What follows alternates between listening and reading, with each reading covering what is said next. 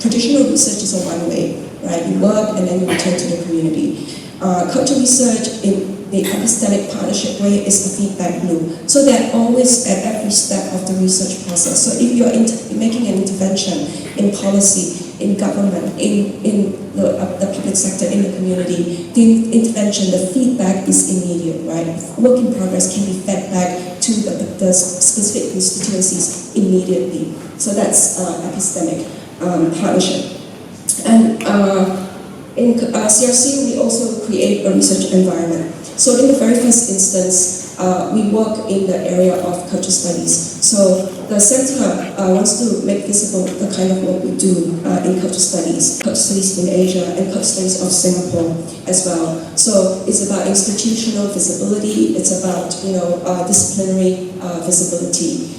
So you create a research environment, and then the discipline exists, the kind of scholarship exists, and it gets validated as well. So that's the disciplinary sort of motivation, right? But more importantly, right, when we bring people together in a team, and the team can be established scholars and emerging scholars, we provide really an environment, where younger scholars can actually learn from older scholars as well, when everybody can learn from each other, because we're all coming from different perspectives, but also different sectors as well. So the kind of research environment. So for established researchers and younger faculty members, it's a good mentoring, kind of relationship. So that's also part of that research environment too.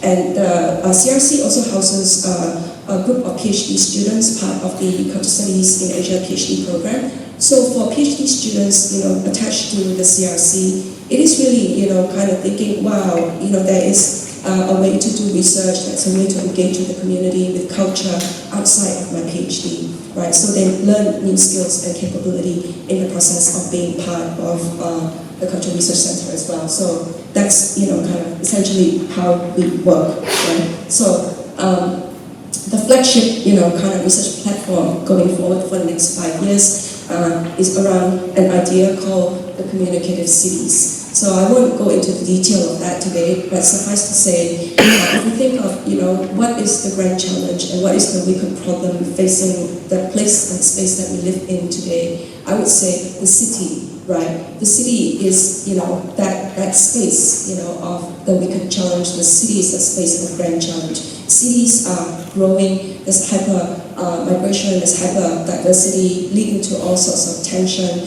In city spaces is also overlaid with ubiquitous, kind of media environment. So we have a very complicated and dense urban environment. So how do we communicate in the cities? How does the city communicate to us? How do we live in the city in such a way that will still continue to prioritize the way we communicate with each other? And communication now has also changed in all sorts of ways as well. So the kind of big research platform going forward is communicative cities. So some of the research themes, it's going to be 3 minutes left, okay.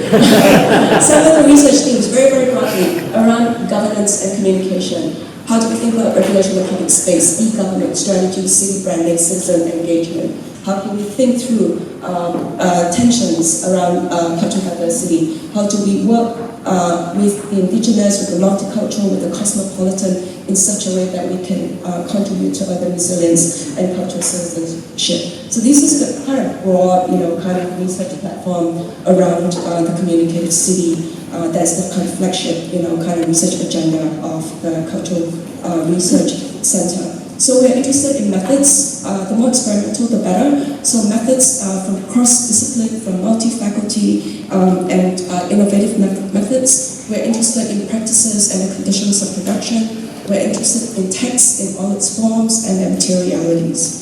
Right? So who are we?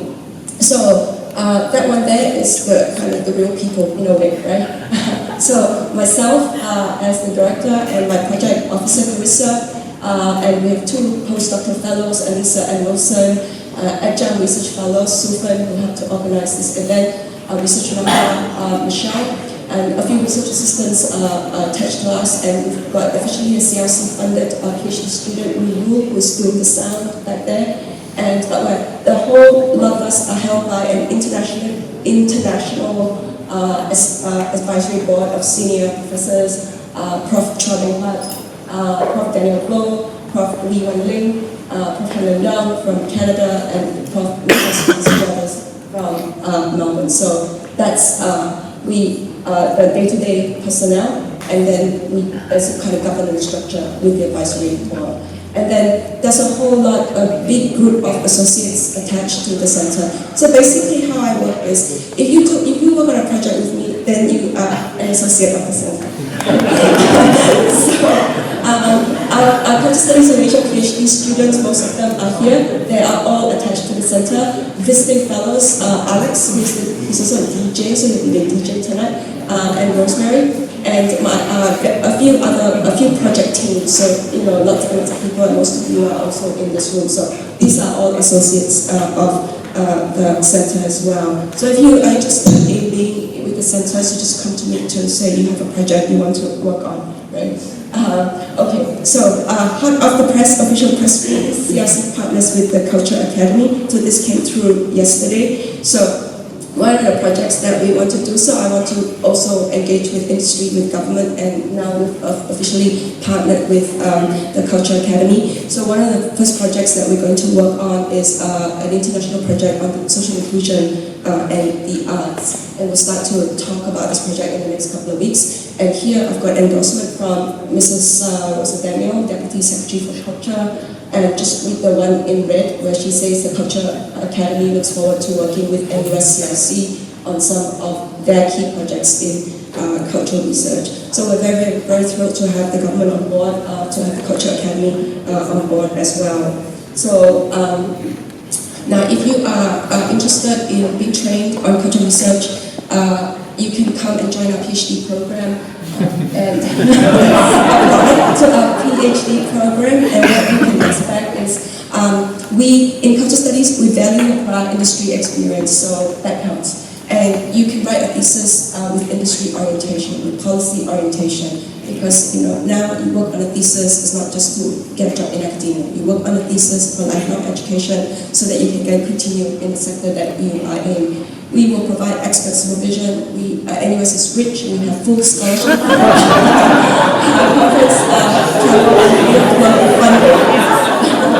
And then when you are part of the Culture Studies in Asia PhD program, you will attend the Inter-Asia Culture Studies Society Summer School, 6 weeks of intensive training, and you become a member of the society, which is an international society.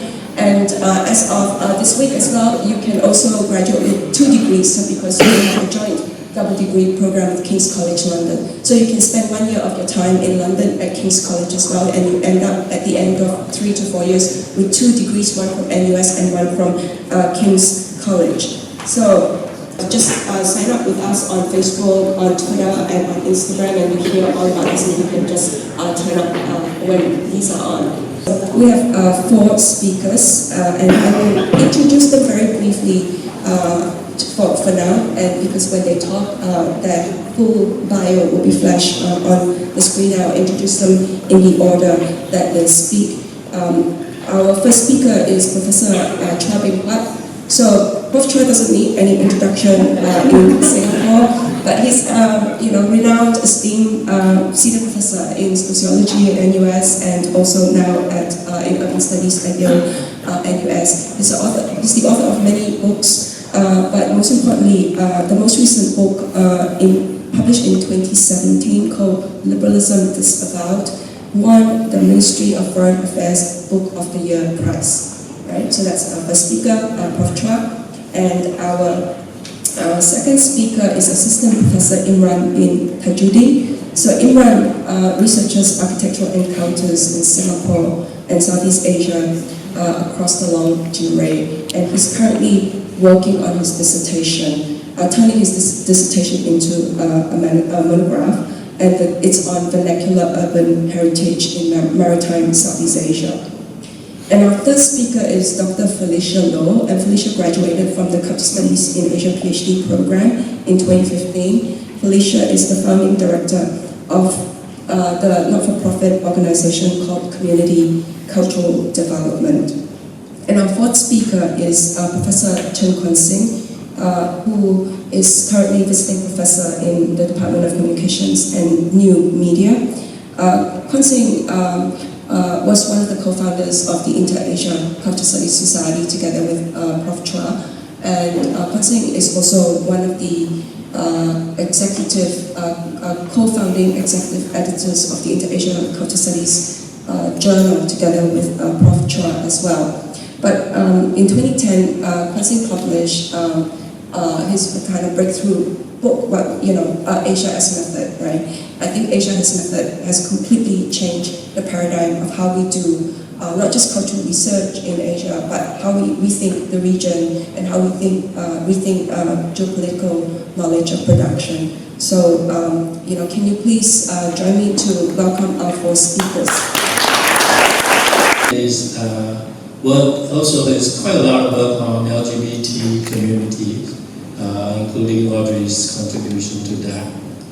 And beyond that, in the English literature department, there are people who are doing cultural studies but never quite participate in the program properly. It's probably because we don't actually have the right structure to actually organize, to put together all the resources that we have, that we could actually work together as a program. So hopefully the new center would actually provide some opportunities for us to gather together. So one of the projects I think would be interesting to do would actually be to do a 2-day conference on cultural studies in Singapore by Singaporeans and not outsiders. And then we'll then have a certain baseline to work from to realize what we have been doing and what we could be doing in the future. Thank you for inviting me, Audrey, and everybody else who's involved in organizing this. I was quite taken aback when I was invited because I have never used this label for my own work, although I fully realize that you can include the kind of work I do on urban heritage under the rubric of cultural studies or cultural research. And I was a little bit, I wasn't sure whether I should be using PowerPoint slides at all, actually. Yeah, 5 minutes, and I only have 3 slides with text, so I think I won't use thank you. Although I prepared something, I decided no. I'm just going to speak, thank you. I think I distilled it to just a few points. And I guess I speak from a very different perspective from Beng Huat. Beng Huat speaks from an institutional and broad-ranging initiative perspective, and mine is really a minuscule perspective of just my own research, but I hope you'll bear with me. The first thing is when we talk about the study of the built environment, by and large, it's usually seen as very much a doer perspective rather than a thinker perspective. So that's where a cultural research or cultural studies angle to the work on urban history and heritage brings it closer towards kind of commentary you get from urban geography, but it's not quite urban geography. So I'm struggling here to kind of differentiate what and the cultural research perspective on urban heritage from the architectural and built environment perspective brings that is different from urban geography. I know I would put it down to the use of sources and asking questions of these sources. And that's what I guess characterizes my work. And that is, when I ask about the nature of sources, I look at the vernacular city itself as an archive, and the architecture as social record, which does not really come out in, say, urban geographer's perspective. It does not. But on top of that, it doesn't just restrict itself to the built artifact, if you like. It also looks at or incorporates alternative and subaltern perspectives that are rendered legible in the field that is biased towards the visual by looking at the non-visual, such as, and this is where it really gets interesting, going beyond a colonial-centered archival kind of rummaging around. You know? So we look at Southern Chinese, or if you like dialect languages, Malay and Tamil, cross-translated names alongside, or rather in place of English colonial ones. So I see, choosing not to have slides makes this very abstract. Let me just give you one example. Arab Street. Just using this colonial name, Arab Street. has spawned a whole series of fictions, which we actually play along with because it's fun, partly, and also because we think it's true. So, for example, Masjid Sultan or Sultan Mosque has been rebuilt in the Indo-Saracenic architectural idiom by an Irish architect at Dennis Century from Swan and McLaren, right? And so since its rebuilding at the centenary, the 100 years anniversary of the mosque, originally had a 3-tiered roof, it is then seen as the emblem of Islamic identity, which is then equated with our fantastical notions of the Middle East and so on, right? The bulbous golden dome.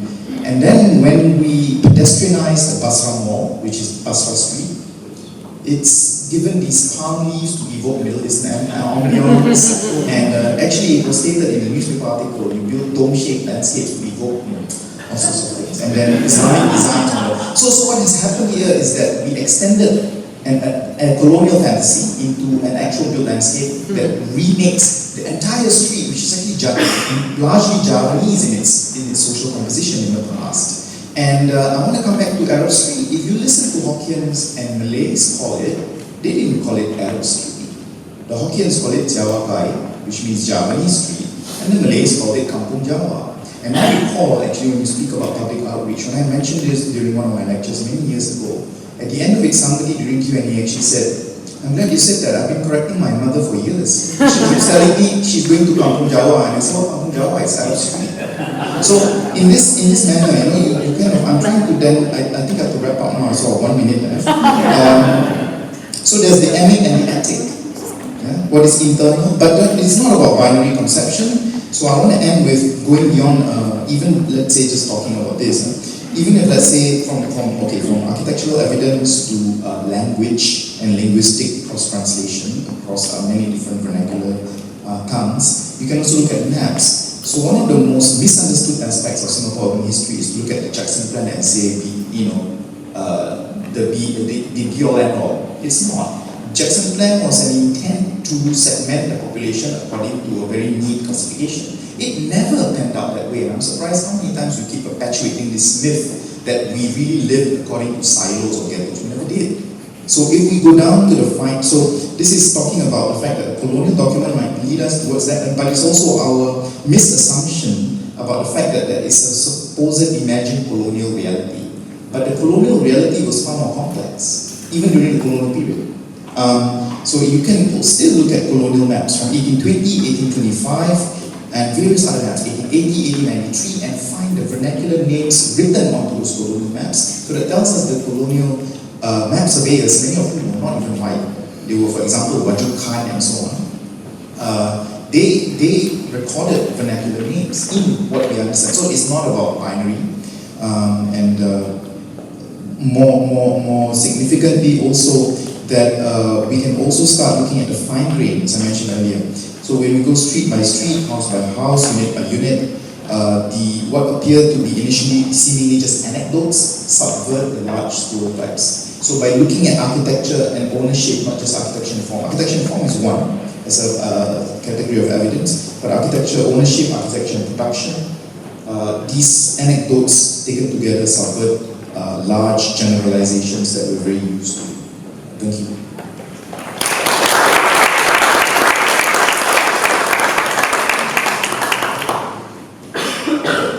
Alright, thank you Audrey and Chua for this invite, and Carissa, Washes and you for the setup.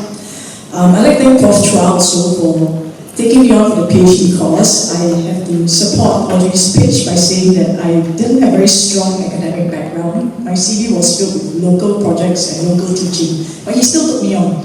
I still got scholarship. So that's why I'm here. Okay, so here's my little insight or thoughts about cultural research. Culture gives us an insight into what the people of the time and place value. Research into culture helps us to gain an understanding of how the measure of value is composed, and it is just a composition. More crucially, it can tell us what are the strengths and limitations of the composed measure. This can give us a means of thinking harder about expanding on the limitations through policy or other forms of intervention in ensuring that opportunities and resources are better distributed amongst everyone. It also tells us that what we are doing well at is never fixed, and one should not be reliant on past successes because these composed measures of value are in constant flux and movement thanks to time.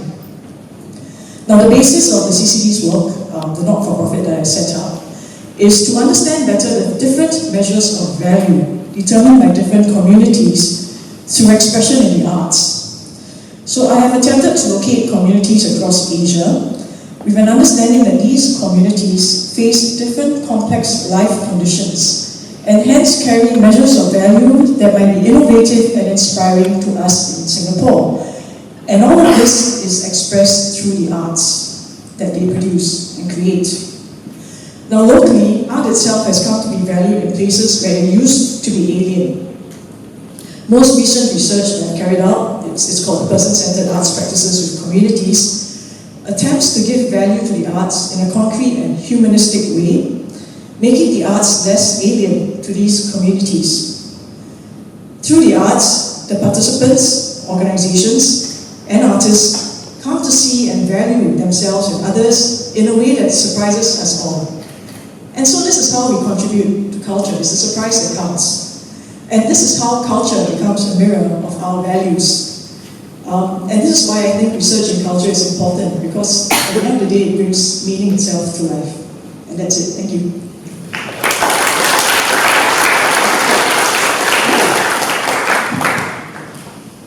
Thanks, Audrey, for asking me to share with some of the inter-Asia cultural study experience.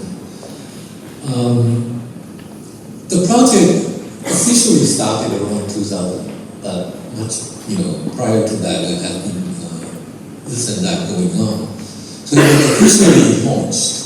So by now, 20 years. And then start from there, we have all the detail of the story with language problem and all that. Right? And then 2005, we built a society, which now Audrey just becoming the chair. And 2010, we built a consortium of cultural study institutions. And by now, basically running the summer school and also producing readers and so on. And I'll end with this. No, a lot of things can be done, and with Audrey in charge. But thinking back, there are actually two research units in some way made inter-Asia cultural study possible. One is, of course, most of the people here would know, which is the Asia Research Institute.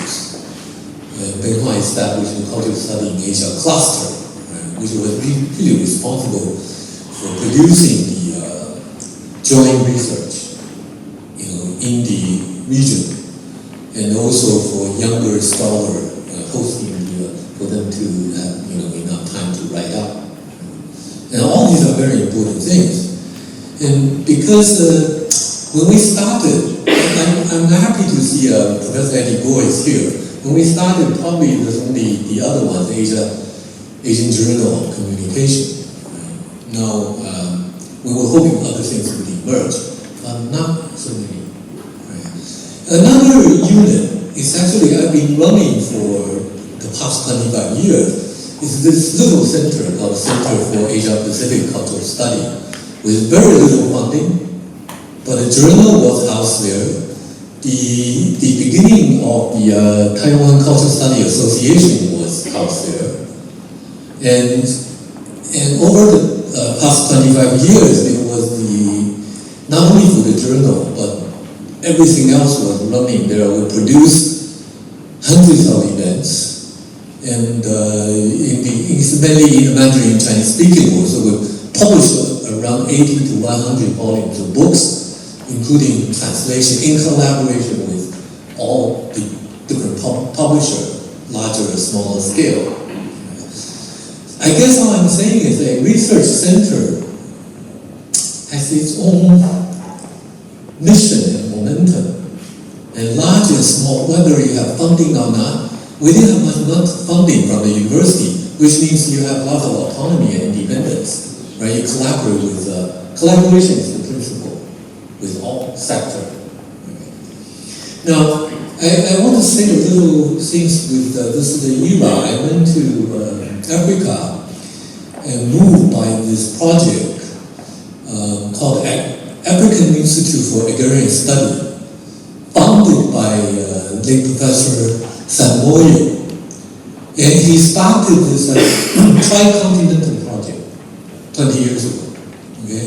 In collaboration with colleagues based in Brazil and India, produced a journal called Agrarian Study, plus by now over 10-15 volumes on land issue, on peasant movement, and so on. And so this is truly tri-continental project. I think this is the moment, for collaborative research across boundaries. And this is one of the, I think, really important achievement. So that our early generation, people situating in different parts of the world, are able to move forward. Now, I say a few words to close. Right? So collaboration within Singapore, I think, is extremely important. Right? Not only across different sectors, but even within NUS or with NTU and other universities will be really, really essential. To do a lot of things. Beng Huat mentioned about these cultural study in Singapore, but not only. If you imagine it as a cultural study, to use my own term, sources of thought in Singapore need to be, collected or edited into volumes and so on. I know Chen Kuan-Hsing is also very people involved in the Heritage Society. Like Guo Bao's work, I think, lucky that we collected. So in other words, I'm saying cultural study in Singapore is larger than what you imagine. A lot of research has been done. And now with the Cultural Studies Society called Audrey is in charge, a lot of things can be done for students to go out, right? People to come in, and collaborative research can be research classes can be built also from there. And last thing I would say, a lot of these cultural study major students sitting here, they actually should be part of the center in whatever capacity, let them do whatever they desire to do. So my last word, good luck. And wish you success.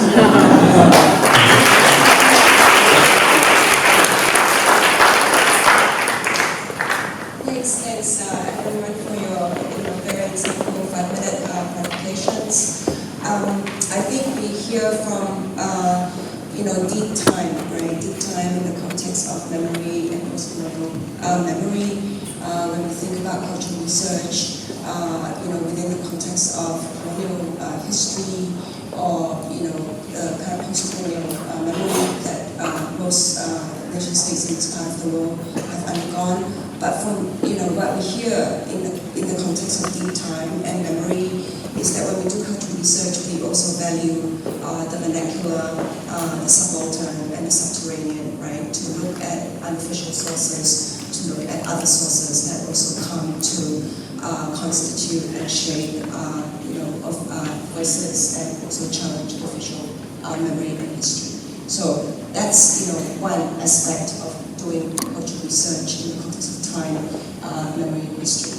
Another aspect we heard from Felicia, she talked about value and different forms of value generated by community and community cultural development work. So one of the key concerns of cultural studies is always to think through questions of resource allocation, and Felicia also explored distribution as well. So to engage in cultural research is to think through the politics of equity and access.